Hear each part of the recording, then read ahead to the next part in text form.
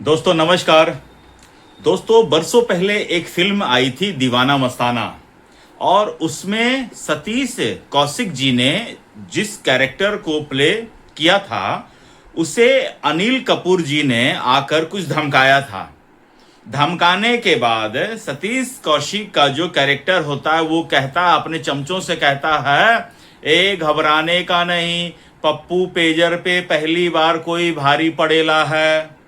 उसके बाद गोविंदा जो कैरेक्टर को प्ले करते हैं वो भी आकर सतीश कौशिक को पप्पू पेजर को धमकाते हैं। तो फिर से पप्पू पेजर जो है अपने चमचों के सामने कहता है, ये घबराने का नहीं, दूसरी बार कोई पप्पू पेजर पे भारी पड़ेला है, सोचना पड़ेगा। दोस्तों कुछ ठीक ऐसा ही हुआ है नरेंद्र मोदी के साथ। नरेंद्र मोदी पिछले 12 साल से देश के प्रधानमंत्री हैं।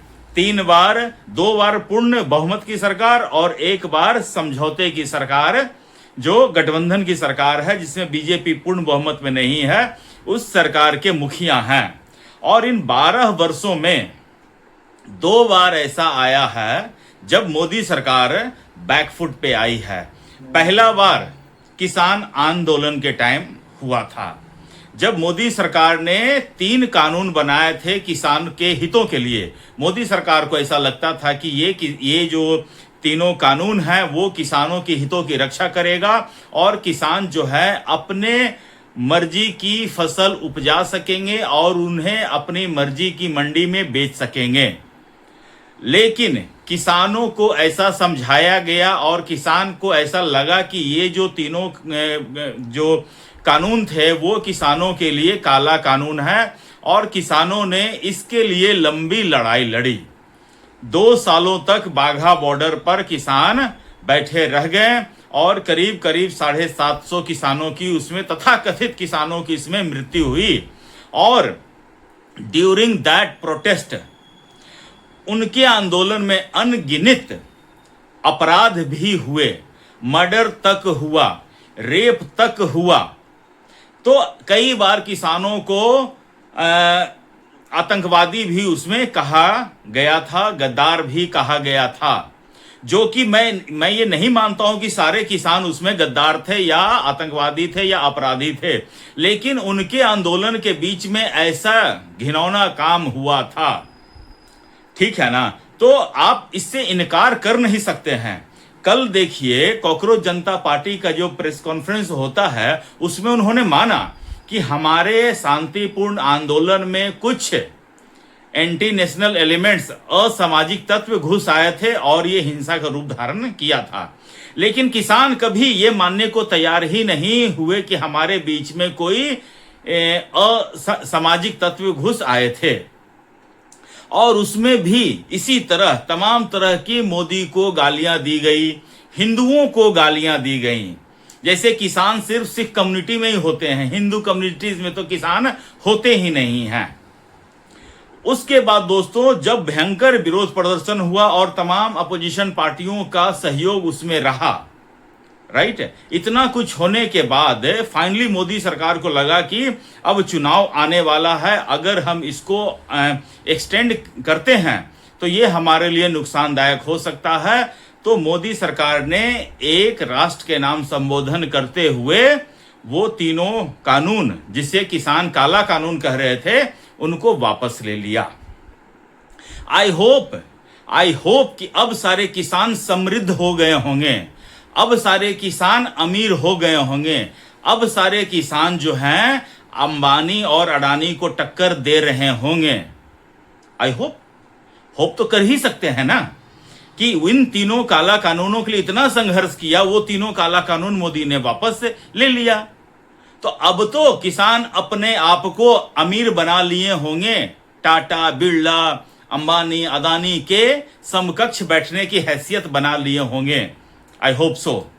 ऑल राइट दोस्तों, उस समय भी दोस्तों ऐसा कहा गया था कि नरेंद्र मोदी पूंजीपतियों के हाथों बिक चुकी हैं, अंबानी के हाथों बिक चुकी हैं, अडानी के हाथों बिक चुकी हैं, हमारी जमीन वो ले लेंगे, हमारे अनाज वो ले लेंगे और हम सड़क पर आ जाएंगे। तो अब ऐसा कुछ नहीं हुआ, ऐसा कुछ नहीं हुआ, तो अब हो सकता है कि आप उनके बराबर आ गए होंगे। तो दोस्तों, ये था मोदी का पहला बैकफुट पर आना कि उनके द्वारा लाया गया कानून जो है उनको संसद में पास कराने के बाद उनको वापस लाना पड़ा। ठीक है ना? तो ये मोदी का पहला स्टेप डाउन था और इससे काफी मोदी की किरकिरी भी हुई थी। उसके बाद दोस्तों, दूसरा हुआ है ये सीजेपी में, दूसरी बार मोदी पे कोई भारी पड़ेले हैं, क्योंकि मोदी सरकार को लगा था कि ये आंदोलन, देखिए असली मोदी सरकार का फाइट किससे है? कांग्रेस से है, आम आदमी पार्टी से है। और कांग्रेस और आम आदमी पार्टी करप्शन में, भ्रष्टाचार में इतनी डूबी हुई है कि वो मोदी के सामने स्टैंड कर ही नहीं सकते हैं। इसलिए कांग्रेस हो या केजरीवाल हो, ये हमेशा दूसरों के कंधों पर पैर रखकर राजनीति करने का प्रयास करते हैं। और इस बार भी यही हुआ, छात्रों को आगे किया और छात्रों पर लाठियां बरसाई और उनकी सहानुभूति में इन लोगों ने फिर अपनी राजनीति चलाई। और चूंकि अभी संसद का सत्र चल रहा है दोस्तों, मैं पहले भी मेरे आप अगर एक दो वीडियो जाकर देखेंगे तो मैं कह रहा था कि राहुल गांधी अभी विदेश में है, विदेश से आने के बाद कुछ न कुछ ऐसा वो जरूर करेगा जिससे संसद की कार्रवाई बाधित हो सके। और अगर मोदी सरकार, अगर ये आंदोलन मोदी सरकार इनकी बात नहीं मानते तो हो सकता है कि ये आंदोलन पूरे संसद सत्र एक्सटेंड कर जाता तो कांग्रेस वालों का क्या जाता, उसके बाप का क्या जाता, अरविंद केजरीवाल के बाप का क्या जाता। लेकिन मोदी सरकार ने सोचा कि अगर हम ये आंदोलन को रोक देते हैं कुछ कुर्बानी देकर, तो हो सकता है कि जिस मकसद से ये संसद सत्र हमने आह्वान किया है उसमें जो जो बिल हमें पास करवाने हैं वो बिल हम पास करवा सकेंगे।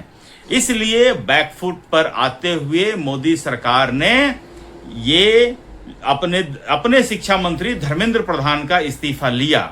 दोस्तों, धर्मेंद्र प्रधान से कोई भी राइट विंग वाले भी खुश नहीं थे, बीजेपी के सपोर्टर भी खुश नहीं थे।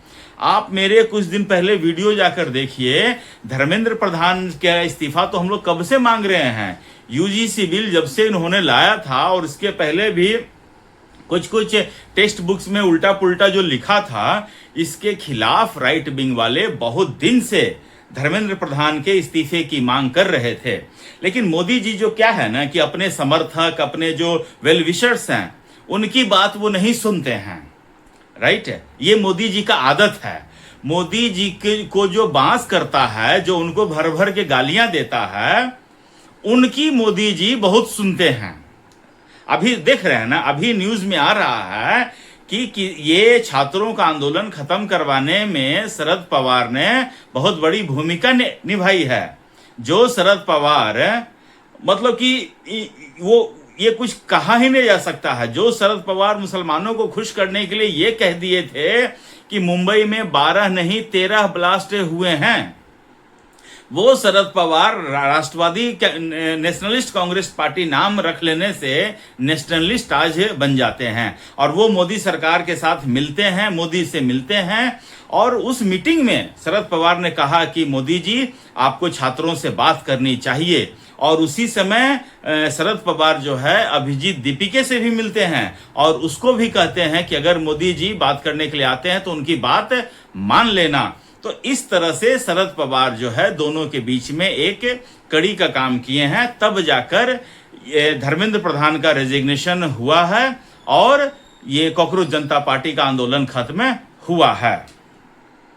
लेकिन सवाल तो वहीं का वहीं है अभी तक।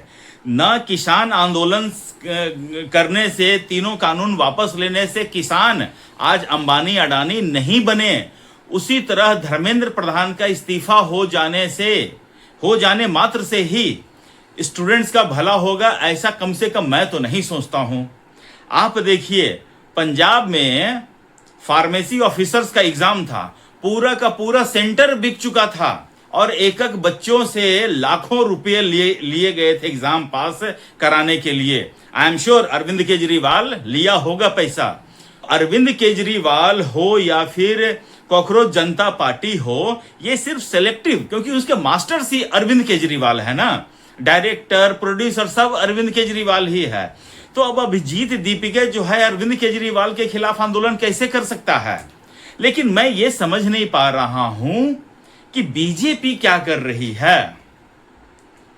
मैं मानता था कि राहुल गांधी हो या अखिलेश यादव हो या तेजस्वी यादव हो, ये एसी के कमरों से राजनीति करते हैं, लेकिन क्या बीजेपी के कार्यकर्ता भी एसी के कमरों से राजनीति करेंगे? पंजाब में बीजेपी के पास 100, 200, 500 लोग नहीं है क्या कि वो प्रोटेस्ट कर सकें, वो वहां के शिक्षा मंत्री का इस्तीफा मांग सके? कर्नाटका में उनके पास नहीं है इतने कार्यकर्ता कि वो कर्नाटका में प्रोटेस्ट कर सके, कर्नाटका में रोड जाम कर सके, इतने नहीं हैं। और अगर नहीं है तो इन दोनों स्टेट में इलेक्शन जीतने का तो फिर सपना ही छोड़ देना चाहिए, क्योंकि अरविंद केजरीवाल खुद अपने खिलाफ आंदोलन करवाएगा। इतना बेवकूफ तो मैं अरविंद केजरीवाल को नहीं मानता हूं। अरविंद केजरीवाल है तो सातिर, तो आपको करना होगा। लेकिन अगर बीजेपी ये सोचती है कि एक वीडियो डाल देने से उनका काम हो गया और जनता वो समझ जाएगी कि हाँ यहां भी पेपर लीक हुआ है, जब तक आप नेशन वाइड कैंपेन नहीं बनाएंगे तब तक कुछ नहीं हो सकता है। और एजुकेशन पर तो कभी कुछ हो ही नहीं सकता है। मैं ऐसा मानता हूं कि जब तक 95 नंबर वाला और 40 नंबर वाला बराबर नहीं होगा, तब तक क्वालिटी ऑफ एजुकेशन लाया ही नहीं जा सकता है। इसके लिए मैं एक अलग से वीडियो बनाऊंगा कि किस तरह स्टूडेंट्स में इक्वलिटी लाया जा सकता है, क्या किया जा सकता है जिससे ये 40 नंबर 90 नंबर इन दोनों का जो कंपैरिजन होता है वो खत्म किया जा सके। तो इन सब चीजों पर बात करनी होगी, लेकिन इन सब चीजों पर बात करने के लिए कोई आगे आ ही नहीं सकता है। इसके लिए बहुत बड़ा जिगरा चाहिए, कलेजा चाहिए, जो हर किसी के पास नहीं होता है। आप मुझे कमेंट करके बताओ दोस्तों, क्या आपको लगता है कि किस तरह से एजुकेशन सिस्टम को बदला जा सकता है? कमेंट करके बताइए और अपना ख्याल रखिए, स्वस्थ रहिए, मस्त रहिए। तब तक के लिए नमस्कार, जय श्री राम।